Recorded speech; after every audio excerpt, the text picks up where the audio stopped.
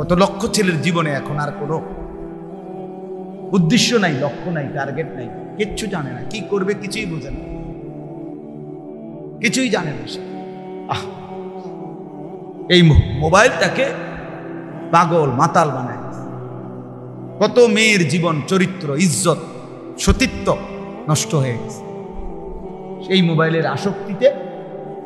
কোনো দুষ্ট কারো প্রেমে পড়ছে, সম্পর্কে জড়াইয়া জীবন, যৌবন, ইজ্জত শেষ শেষ। দুঃখে দুঃখে হয়তো এখন কাঁদে কিংবা মরে। এজন্য এটা গুরুত্বপূর্ণ। গতকালকের আগের দিন আমি এক জায়গায় মাহফিলে গেছি, এরকম মসজিদে বয়ান করছি। মসজিদ কমিটির একজন বয়স্ক সদস্য, উনি খুব আফসোস করে দোয়ার আগে দিয়ে উনি এই কথাটা বলছে সবাইকে লক্ষ্য করে, যে দেখেন গ্রামবাসী, হুজুরের সামনে আমি আপনাদেরকে অনুরোধ করছি, আপনারা আপনাদের ছেলে মেয়ে, আপনাদের স্ত্রী, তাদের এই বড় মোবাইলের বিষয়ে আরেকটু যত্নবান হন। নয়তো যেইভাবে জিনা, ব্যভিচার, যেইভাবে অসভ্যতা, নোংরামি বেড়ে যাচ্ছে, সমাজের হালাত একেবারে লন্ডভন্ড হয়ে যায়, একদম তসতস হয়ে যায়, একদম তসতস। আপনারাও বাবা যারা বুঝের মানুষ আছেন, আপনারা আপনাদের ছেলেদের চেহারা দেখেন, মানুষ মনে হয় না, জঙ্গলি মনে হয়। আপনারা আপনাদের মেয়েদের হাঁটা চলার স্টাইল দেখেন, আর এটা কি শরীর আর যৌবন নিয়ে করছেটা কি, কাকে দেখায়, কি করে, কেন করে? ছেলেগুলো চুল নিয়ে এত ব্যস্ত কেন বলে? ছেলেগুলো নিজের শরীরের ফ্যাশন নিয়ে এত ব্যস্ত কেন? এক মানুষের শরীর নিয়ে এত ব্যস্ত থাকে, কারণ সে যে নফসের পূজারী, সে তার নফসের গোলাম, মনের চাহিদার গোলাম, কামনা বাসনার গোলাম। এই কারণে তার মনের ইচ্ছা, আকাঙ্ক্ষা, এটাই তার খোদা। আমার মনে যা চায়। এমন করছো কেন? মন চায়। এভাবে হাসো কেন? আমার মন চাই। কেন দাঁড়াই রইছো কা? আমার মন চাই। শুয়ে রইছো কেন? আমার ইচ্ছা। পড়বে না? না পড়তাম না। পড়তা না কেন? আমার ইচ্ছা, পড়তাম না, পড়তাম না। তোর আব্বারে একটু বাজারে ভাতটা দিয়া মায় বলছে, না যাইতাম না, যাইতা না, ভালো লাগে না, যাইতাম না। বলেন এই যে খামখেয়ালি কথা, এটা বুঝি কথা হইল? এ তো সুস্থ স্বাভাবিক কোনো মানুষের কথা না, এ তো নফসের গোলাম, মনের চাহিদার গোলাম, কামনা বাসনার গোলাম। কসম আল্লাহর, কোরআনে আল্লাহ বলছেন, মনের চাহিদার যে গোলাম হয়, সরাসরি আল্লাহ তাআলা তাকে পথভ্রষ্ট করে দেয়। তার কান এবং অন্তরে আল্লাহ মোহর মেরে দেয়, তার চোখে আল্লাহ পর্দা ফেলে দেয়। এটা কোরআনের আয়াত, দোস্ত, বিশ্বাস করো। আজকেও আমারে এক যুবক ভাই মোহব্বত করে কইছে, হুজুর আপনি যেমনি কোন বেশি শক্ত হয়ে যায় মাঝে মধ্যে, হুজুর একটু নরম করে কইলে কেমন হয়? আমি বললাম, বলতে তো চাই ভাইয়া, শুরু তো করি নরমে, পরে তো পারি না। আমি শুরু তো নরমেই করি, আসতেই বলতে চেষ্টা করি, কিন্তু পরে আর আমার আবেগ আমারে থামায় না, পারি না, আমি থামাতে পারি না। কেন নামাজ পড়বে না মুসলমানের ছেলে? বলে মুসলমানের 16 বছরের 18 বছরের ছেলেটা খোদার 365 দিনে কোনো দিন ফজরের নামাজ পড়ে না, এমন হবে কেন বাপ? আমরা এইভাবে হেরে গেলাম। একটা মিনিট একটু ভাবেন, সবাই মিলে একটা মশওয়ারা করেন না, মুরব্বীরা যারা আছেন, মাঝ বয়সী যারা আছেন, বাবা আপনারা কোন না, কারণটা কি বাবা? আমরা এইভাবে হাল ছেড়ে দিলাম কেন? আমাদের সমাজে মসজিদগুলোতে ফজরের নামাজে মুসল্লি নাই কেন? এর কি কোনো পরিবর্তন নাই? পুরান মসজিদ ভাঙ্গা নতুন মসজিদ হয়, হ্যাঁ, টিনের মসজিদ বিল্ডিং এর হয়, প্লাস্টার খুললা টাইলস লাগানো হয়, এরপরে গ্রিল খুললা এসএস লাগানো হয়, থাই লাগানো হয়। একটা এসি চাইলে 10টা এসি হয়ে যায়, সবই মিলে যায়, মুসল্লি বাড়ে না। মসজিদ তো খুব চাকচিক্যময় সুন্দর হচ্ছে, কিন্তু ফজরের মুসল্লি কোন মসজিদের মূল খুঁটি, আল্লাহর কসম রাসূল বলছে ওই মসজিদের মুসল্লি, ওই মসজিদের মুসল্লিগণ হচ্ছে মসজিদের খুঁটি, মসজিদের পিলার। তাইলে বলেন, ইনসাফের সাথে বলেন, আমাদের ছেলেগুলো 5 ওয়াক্ত নামাজ পড়বে না কেন? আমাদেরই ঘরে ঘুমায়, বাবা মুসলমান, মা মুসলমান, বংশ পরিচয় মুসলমান, সর্বত্র পরিচয় দিচ্ছে মুসলমান, অথচ পেশাব করে একবারও পানি নেয় না। এমন অসভ্য মুসলমানের ছেলে হয় কেন? বলো না ভাইয়া। হ্যাঁ, ঘন্টার পর ঘন্টা নারীর ছবি, অশ্লীল দৃশ্য, সারা রাত জেনা ব্যভিচারের উলঙ্গ ছবি। মুসলমানের সন্তান এতটা এতটা আল্লাহ ভুলা, আখিরাত ভুলা হয়ে গেল কেন? মানে এইভাবে হেরে গেলাম কেন? আমার প্রশ্ন হলো এটা। আর এতটুকু তো হইতে পারে যে মানুষ মুসলমান, আমরা গুনাহ হবেই আমাদের, মাঝে মাঝে শয়তান আমাদেরকে ফেলে দিবে, কিন্তু তাই বলি কি একবার হতাইয়েই রাখবো? এটা কি কথা? এটা কেমন কথা? 365 দিনে, এক বছরে কোনো দিন ছেলেটা ফজরের নামাজ পড়বে না, এটা হয় কেমনে বাপ? বলেন না চাচা, বলেন বলেন, ইনসাফের সাথে বলেন, এটা মেনে নেওয়া যায় কেমনে?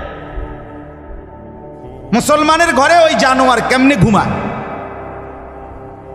ওই জানোয়ার ঘুমায় কেমনে? তার বাপ কোথায়? তার মা কোথায়? হ্যাঁ কোন ভাইয়া? ওই মা বাপ কি সংসার করে, কি ধরনের জিফুত পালেন আমনে? আমনের জীবনের অর্জনটা কি? আপনার জীবনের পাওয়াটা কি বলেন না? আপনি কি পরিচয় দিয়া কবরে যাচ্ছেন? কি বলে যাচ্ছেন কবরে?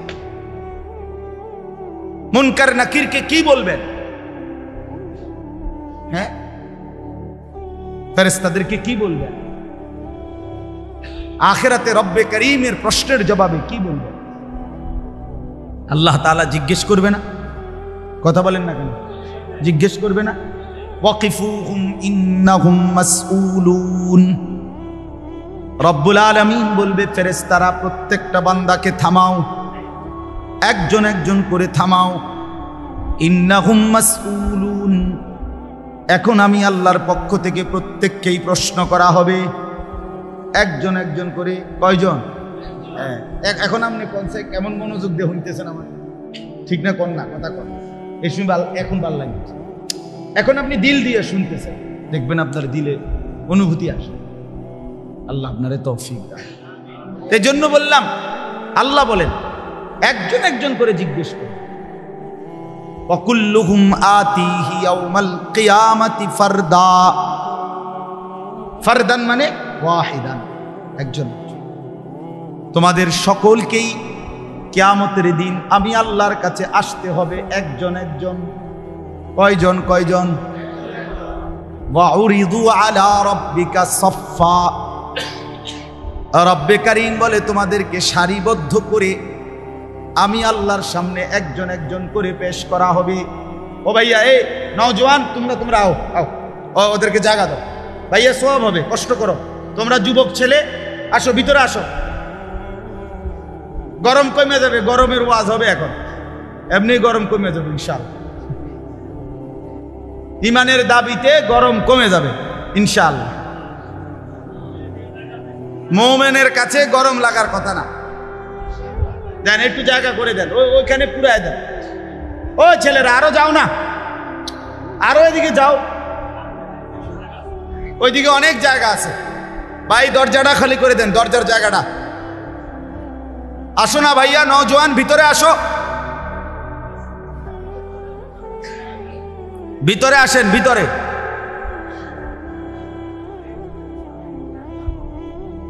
হ্যাঁ হ্যাঁ, এটা লড়ে না সদবদল।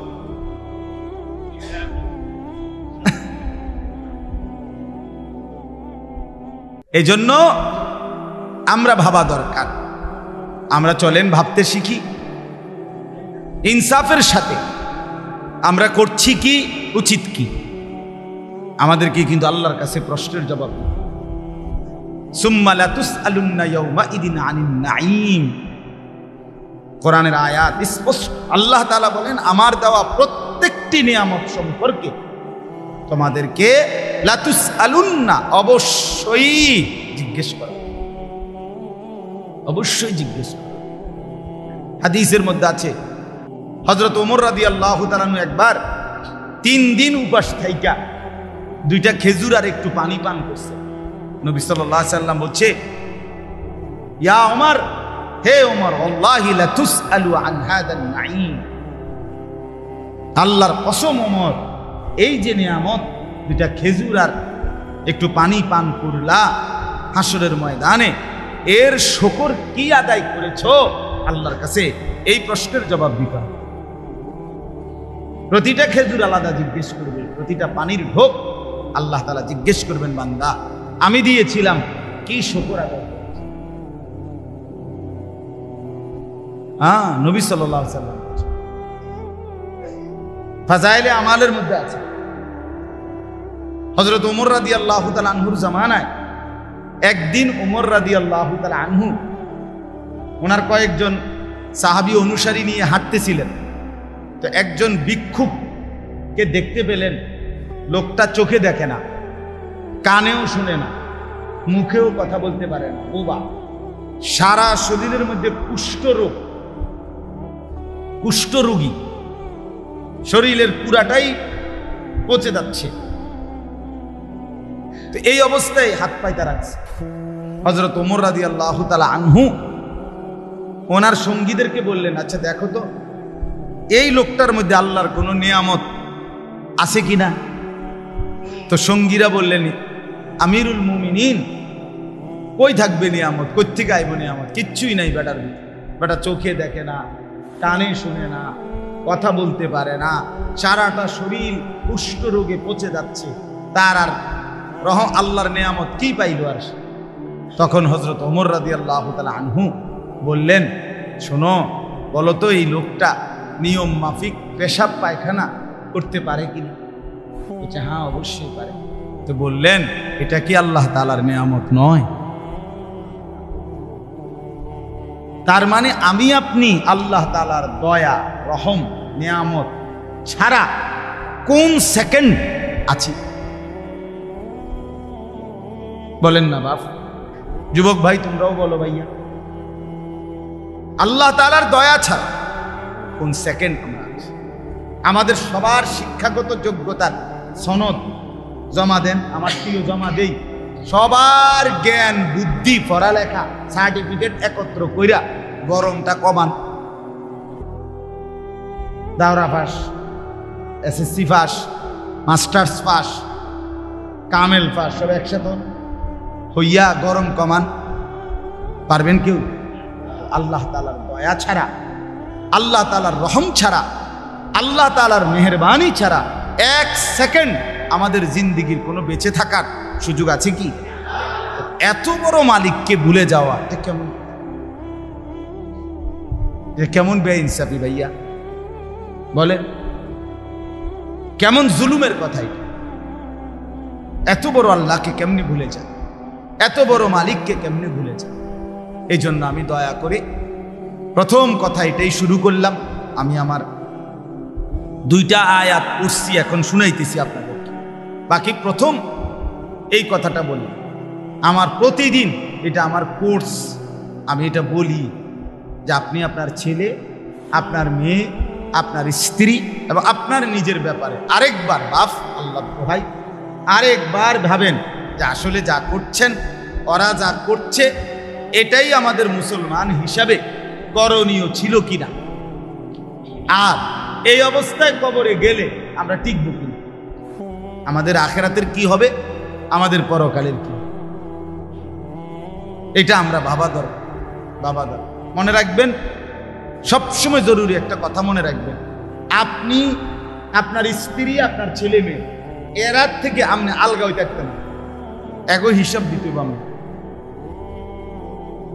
মানে অন্যদের ব্যাপারে আপনি কম বেশ হিসাব, কিন্তু আপনি নিজের ব্যাপারে এবং নিজের বউ বাচ্চার ব্যাপারে আপনার হিসাব সমান সমান দিতেই হবে। অকুল্লুকুম মাসউলুন আন রাইয়াতিহি ফাররাজুলু রাইন আলা আহলি বাইতিহি ওয়া হুয়া মাসউলুন আনহুম। নবী সাল্লাল্লাহু আলাইহি ওয়াসাল্লাম বলেন, প্রত্যেক পুরুষ তার পরিবারের সদস্যদের ব্যাপারে অভিভাবক, জিম্মাদার। ওয়া হুয়া মাসউলুন আনহুম, সে পরিবারের সদস্যদের ব্যাপারে তাদের ঈমান, তাদের আমল, তাদের নামাজ, তাদের বন্দিগির ব্যাপারে কসম খোদার নবী বলছে হাসরের ময়দানে প্রশ্নের মুখোমুখি হবে, জবাব দিতে হবে। ছেলেটা যে ফজরের নামাজ না পড়ে মাসের পর মাস আপনার ঘরে ঘুমাইলো, আপনি জবাব দিতে হবে। মেয়েটা যে উপযুক্ত, আপনি মুসলমানের মেয়ে হইয়া বেপর্দা চলে, আপনাকে জবাব দিতে হবে। আপনার স্ত্রী, আপনি পুরুষ স্বামী বেঁচে থাকতে আপনার স্ত্রী যে বেপর্দা চলে, কসম আল্লাহ আপনাকে জবাব দিতে হবে। কোনো সন্দেহ নেই, কোনো সন্দেহ। এতটুকু দায়িত্ব পালন করতে হবে, এতটুকু। আমার আম্মা আজীবন মারে আমি দেখছি, ওই স্কুলে মাদ্রাসায় যে ঘন্টা ফেড়ে, গোল পিতলের যে, এটার মধ্যে টুং টুং টুং টুং করে ঘন্টা ফেটে, ও মা এটা আমাদের বাসায় এখনো আছে। আমার আম্মা এটা দিয়ে দেখতাম ফজরের নামাজের সময় আমগো সব 5 ভাই আমরা সব রুমে রুমে, আমরা যে যেখানে দিয়ে যেই রুমে ঘুমাইতাম, এই দরজার সামনে মা ফজরের ওয়াক্ত এটা দিয়ে টুং টুং টুং টুং টুং টুং করে বাড়ি দিত। যতক্ষণ না উঠতাম, দরজা না খুলতাম, মা কোনোদিন থামতেন না, এইটা বাজাইতে শুরু করতেন। এইটার আওয়াজের অত্যাচারে উঠে যেত। কত সময় মারে বলছি, মা উঠছি তো, আপনি এটা এই ফিডন এটা বন্ধ করেন না। মা না ফুত হইতো না, বাইরো বাইরো। মা এটা বলতো যে না, ওটার থেকে কইছে উঠছি তো, ইতান কইলে হইতো না, বাইরো, লাইট জ্বালাও, দরজা খোলো। এইভাবে ছিল একারে। বাচ্চা কাচ্চা হওয়ার পরে, মানে আমার বউ বাচ্চা হওয়ার পরেও মা উঠাইছে। আলহামদুলিল্লাহ, এটা জিম্মাদারি বাপ, এটা জিম্মাদারি। এজন্য আমি এই অনুভূতিটাই আমার, এক এক বক্তার আলহামদুলিল্লাহ, এক এক আলেমের এক একটা দিকে নেশা থাকে, বলার ঝোঁক থাকে আর কি। উনি এদিকে একটু বেশি বলে, উনি ওই দিকে একটু বেশি বলে, দেখবেন, খেয়াল করলে বুঝবেন এটাও আল্লাহর দান, আল্লাহর কুদরত।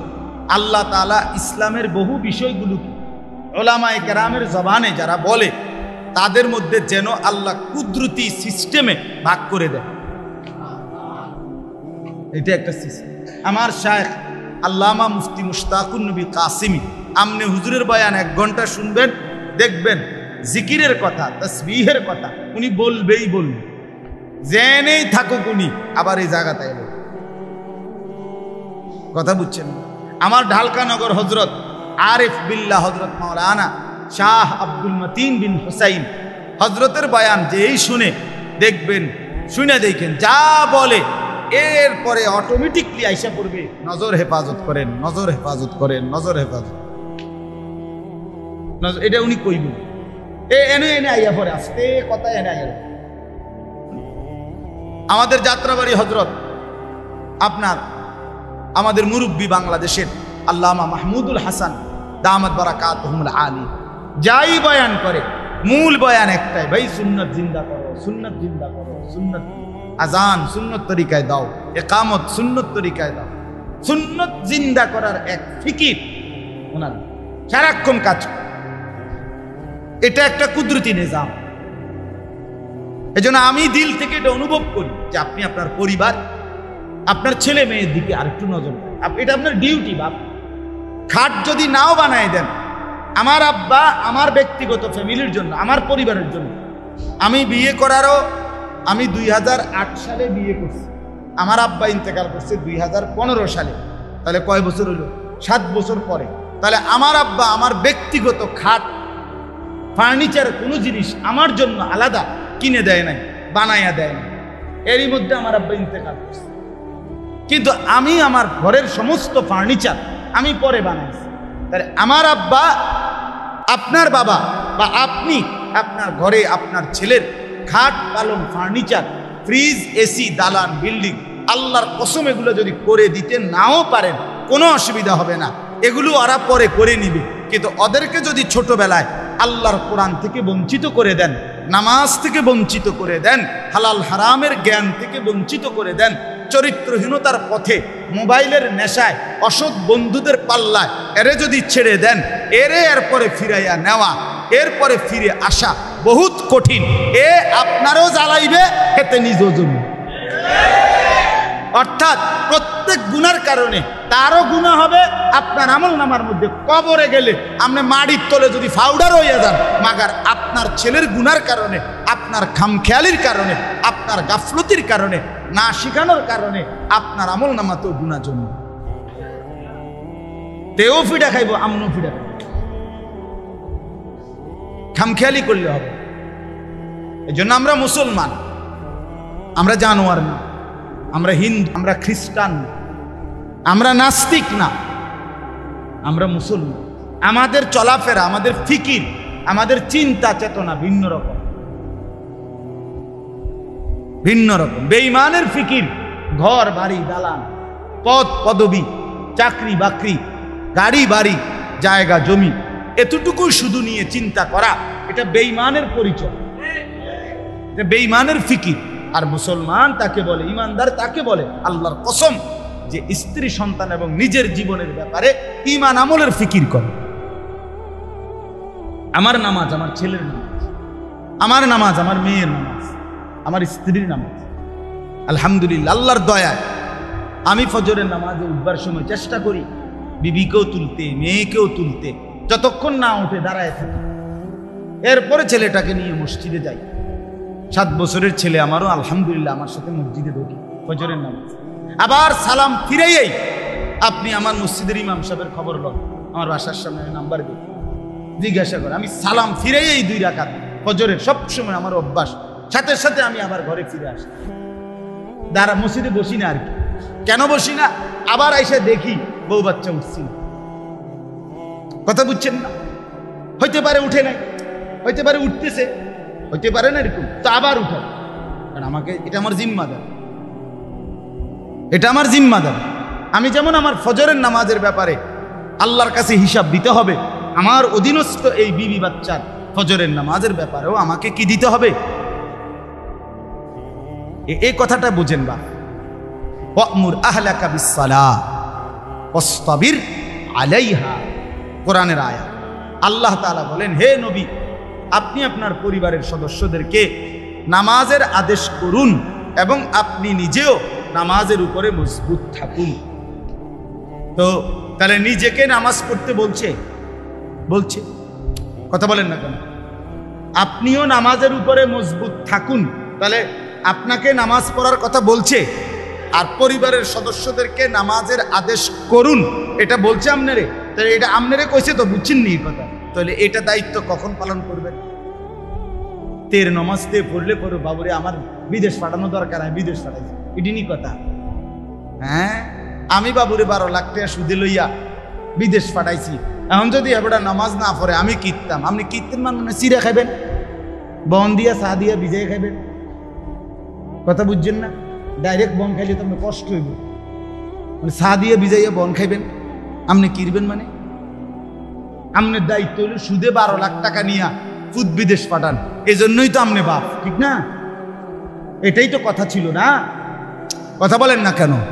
মুসলমান হিসাবে, আপনি বাপ হিসাবে, আপনার মুসলমান বাবা, আপনার দায়িত্ব তো এই ছিল না?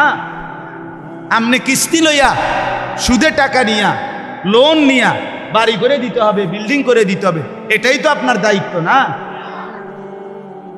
তো কি ছিল দায়িত্ব? করছেন কি? ছেলেরা তোমরাই বা করছো কি ভাইয়া, যারা নামাজ পড়ো না? কি সারাদিন মিলাইয়া কি হইল ভাইয়া? সারাদিন কি করছো? মোবাইলের মধ্যে সারাদিন যতগুলো নারীর ছবি দেখলা, কেউ কি আপন হইছে? না হবে কোনোদিন বন্ধু।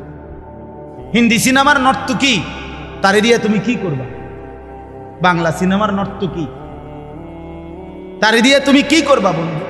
টিকটকার যেই মেয়েটা, এই অসভ্য এই নির্লজ্জা, এই বেহায়া, সে যদি তোমার বউ হয়েই আসে, তারে দিয়ে তুমি কিরবা? কথা বলে না কেন? তারে দিয়ে তুমি কি পাইবা? পূজা কার থেকে তুমি ভালোবাসা কেমনে পাইবা?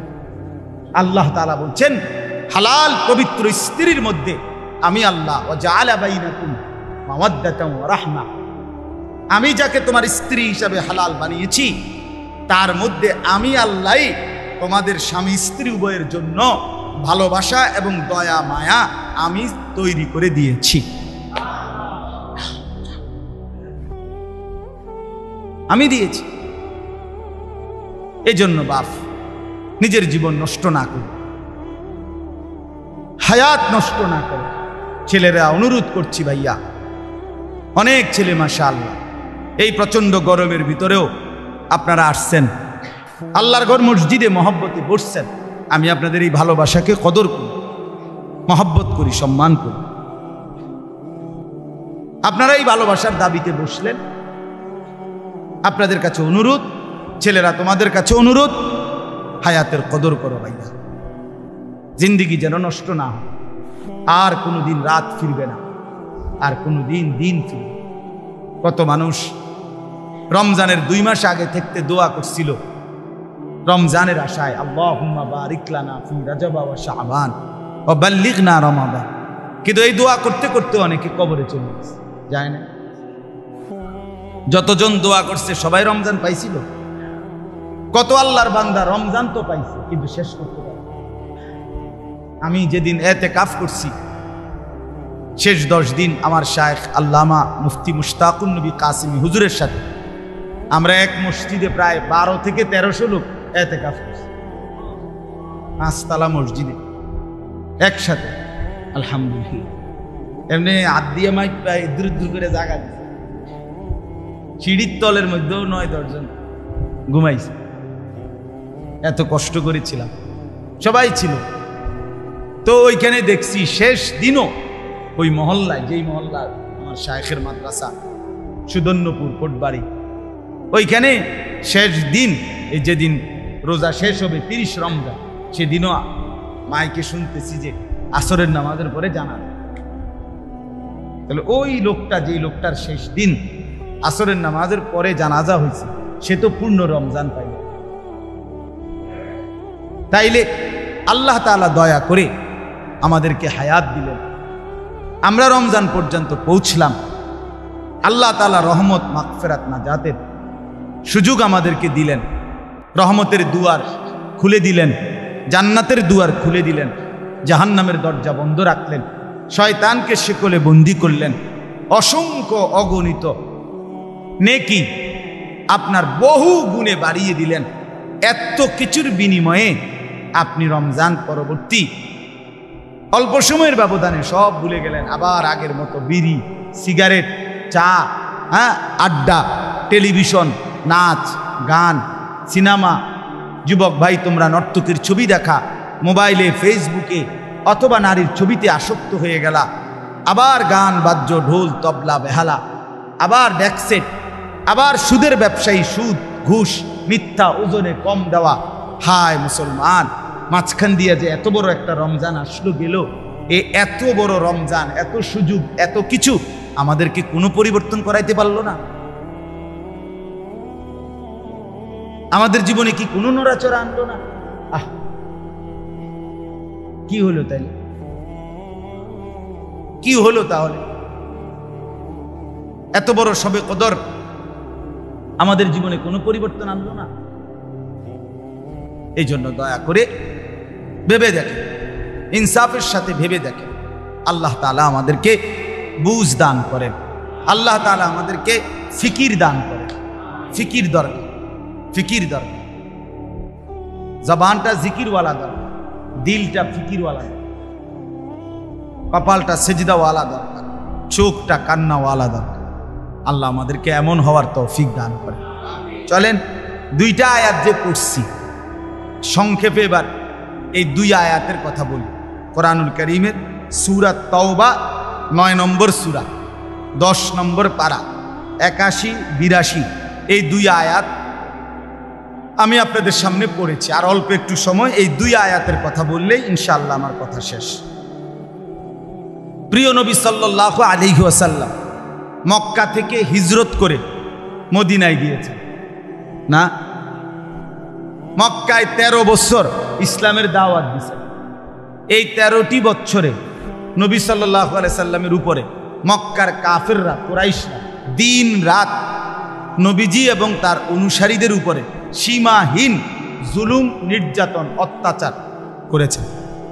শারীরিক, মানসিক, সর্বদিকে জবান দিয়া গালি গালাজ, মন্দ কথা বলেছেন। শারীরিকভাবে নবীজির উপরে, সাহাবীদের উপরে সরাসরি অনেক জুলুম নির্যাতনও করেছেন কিনা? হজরতে বেলাল, হজরতে খাব্বাব, হজরতে খুবাইব, হজরতে আম্মার, হজরতে ইয়াসের, হজরতে সুমাইয়া, হজরতে জানিরা, এরকম সাহাবীদের উপরে ভীষণ জুলুম অত্যাচার করছে। নবী সাল্লাল্লাহু আলাইহি সাল্লামের পিঠে উটের পচা নাড়ি ভুড়ি চাপায় দিছেন, গলা ধাক্কা দিয়ে কাবা ঘরের সামনের থেকে বের করে দিছেন, গলায় গামছা লাগাইয়া টাইনা হেসরে কাবার সীমানার থেকে বের করে দিছেন। এরকম বহু জুলুম, অত্যাচার, নির্যাতন নবী এবং সাহাবীদের উপরে মক্কার কাফেররা করেছেন 13টি বছর। আল্লাহ তাআলা এই 13 বছর আল্লাহ তাআলা ঘোষণা দিয়ে রাখছেন নবীজিকে, কোরআনে আছে যে আপনি শুধু দাওয়াত দিবেন, সবর করবেন, হজম করবেন, মাফ করে দিবেন, একটি আঘাতের বদলায় পাল্টা কোনো আঘাত করবেন না। নবী সাল্লাল্লাহু আলাইহি সাল্লাম এভাবেই চলছেন।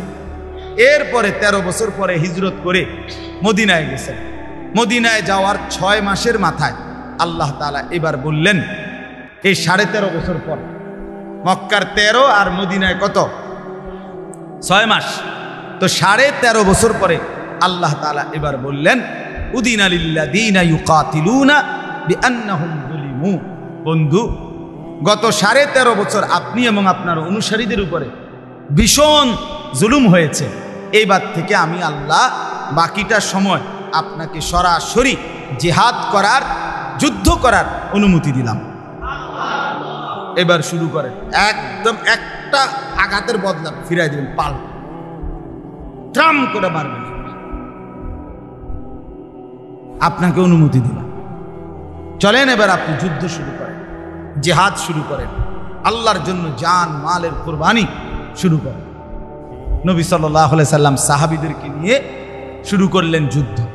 শুরু হইল বদরের যুদ্ধ। এরপর থেকে চলছে এই যুদ্ধ। বাকি 9 বছরে আল্লাহ নবী সাল্লাল্লাহু আলাইহি ওয়াসাল্লাম 57টি যুদ্ধ পরিচালনা করছেন। তন্মধ্যে 27টি যুদ্ধে নিজে সরাসরি অংশগ্রহণ করছেন।